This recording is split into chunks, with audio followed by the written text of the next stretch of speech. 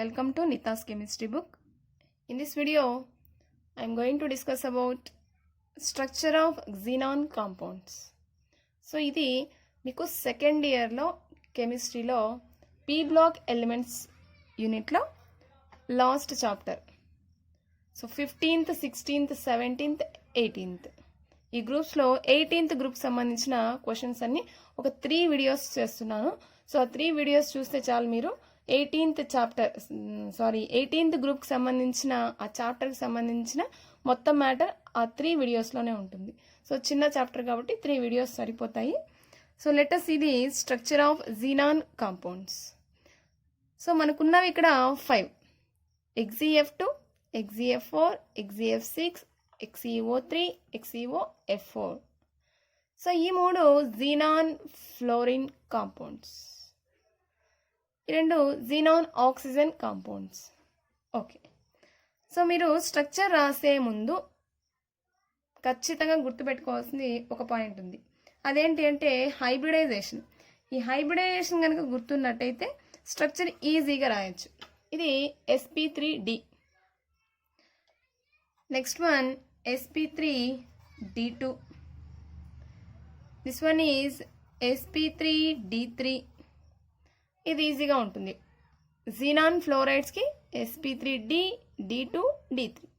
Next one XeO3, it is sp3, and the last one is sp3d2.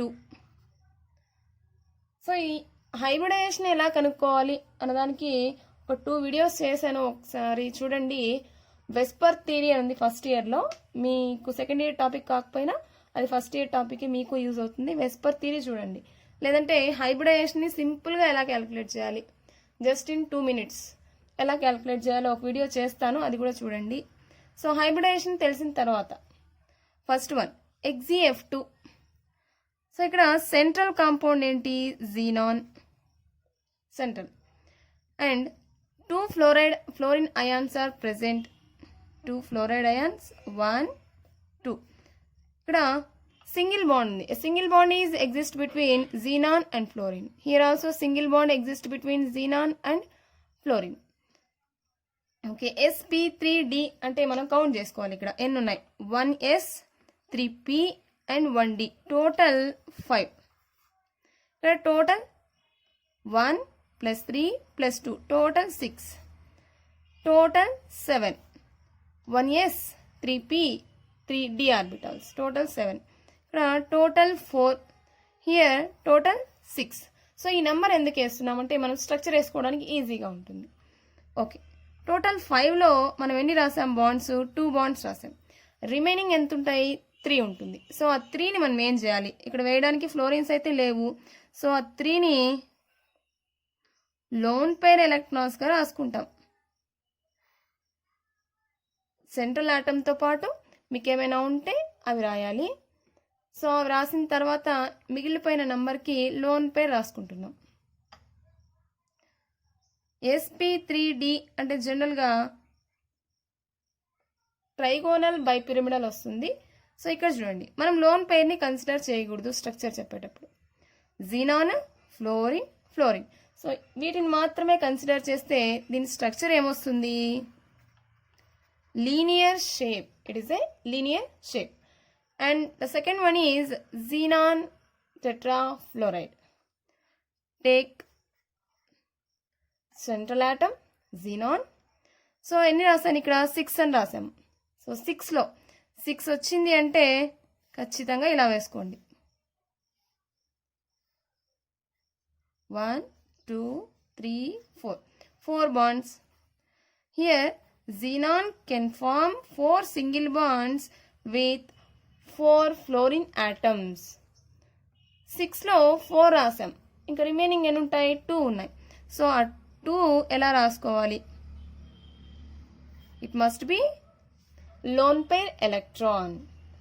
So జనరల్గా ఇలా రాసే shape మనకందరికి గుర్తే ఉంటుంది. ఆక్టాహెడ్రల్ షేప్ రాస్తున్నాం. ఎప్పుడైతే ఆక్టాహెడ్రల్లో 2 లోన్ పేర్స్ వచ్చాయో అప్పుడు దీన్ని స్క్వయర్ ప్లేనార్ అనాలి. Square planar. నెక్స్ట్ ఇది చూద్దాం, XeF6. sp3d3 hybridization, total number of electron pairs 7. So structure వేసుకుందాం. Central atom is xenon. So నేను 6 ఫ్లోరిన్స్ వేయాలి. చూడండి 1 2 3 4 5. నెక్స్ట్ వన్ ఇది కొంచెం స్పెషల్గా వేసుకోవాలి 6. సో ఫస్ట్ వేసిన ఈ 5ని కలుపుకుంటే మనకి పెంటాగోనల్ స్ట్రక్చర్ వస్తుంది. అంటే 5 మెంబర్డ్ రింగ్ వచ్చింది. సో 5 మెంబర్డ్ రింగ్ వచ్చింది. ఓకే, దీంతో కలిపి 6 అయ్యాయి. ఇంకెన్ని రావాలి? Only 1. The 1 electron pair must be a loan pair. నేను ఇక్కడ వేసే లోన్ పెయిర్స్ కానీ బాండ్స్ కానీ ఇక్కడ ఉన్న నంబర్కి ఈక్వల్ చేస్తున్నాను అంతే. Right. The structure of the shape of the molecule is distorted octahedral. Okay, remaining చూద్దాం. XeO3. So XeO3 hybridization sp3 అన్నాం. Total number of electron pairs 4.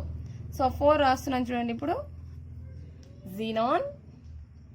ఎన్ని ఆక్సిజన్స్ ఉన్నాయి? 3 ఆక్సిజన్స్. 1 2 3. సో 3 రాశాను. ఇంకెన్ని ఉంటాయి ఇక్కడ? Remaining 1. So the one lone pair is lone pair. Sorry, the one pair is must be lone pair. ఇక్కడ మీకు ఇంకొక పాయింట్ గుర్తుపెట్టుకోవాలి.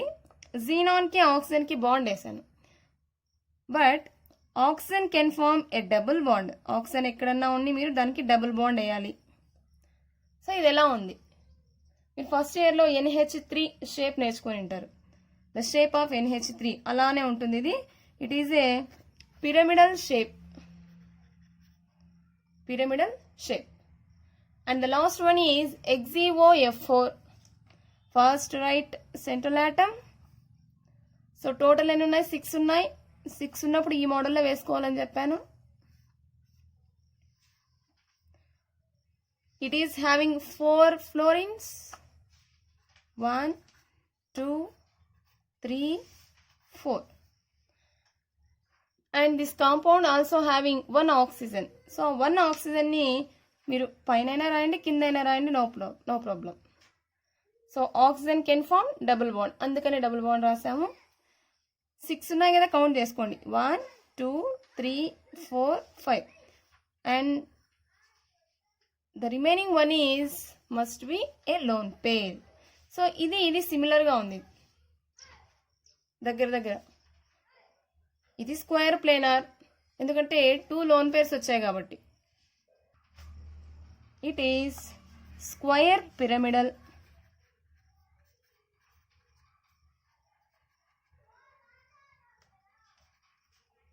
Okay, square pyramidal shape. ఈ 4 ఈ బాక్స్ ఉంది కదా, దీన్ని ఏమంటున్నాం? స్క్వేర్ అంటున్నాం. సో ఈ స్క్వేర్కి పైన ఆక్సిజన్ ఉంటే దాన్ని పిరమిడల్ అని పిలుస్తున్నాం. Square pyramidal. సో ఈ స్ట్రక్చర్స్ మీకు ఎన్ని మార్క్స్కి వస్తాయి? 2 మార్క్సా 4 మార్క్సా లేదా 8 మార్క్స్ క్వశ్చన్లో వస్తాయా? సో ఇవి జస్ట్ వచ్చేది దీని కెపాసిటీ 4 మార్క్సే. సో దీని కెపాసిటీ 4 మార్క్స్ అయినా మీకు 8 మార్క్స్ క్వశ్చన్లో అడగడానికి ఛాన్స్ ఉంది. 4 మార్క్స్ క్వశ్చన్ 8 మార్క్స్లో ఎలా అడుగుతారు అని అంటే, సో మీకు క్వశ్చన్ ఎలా ఉంటే దాంట్లో A B అనే ఇస్తారు. 8 మార్క్స్ క్వశ్చన్ మీకు సెకండ్ ఇయర్ కాబట్టి ఆల్రెడీ తెలిసే ఉంటుంది. సో దీనికి 4 మార్క్స్, దీనికి 4 మార్క్స్ అలా ఉన్నప్పుడు సో ఈ స్ట్రక్చర్స్ 4 మార్క్స్కి అడగడానికి మీకు ఛాన్స్ ఉంది. దీంట్లో వచ్చేవి 3 టాపిక్సే. ఆ 3 టాపిక్స్కి 3 వీడియోస్ చేస్తున్నాను, కంపల్సరీ చూడండి. Thanks for watching.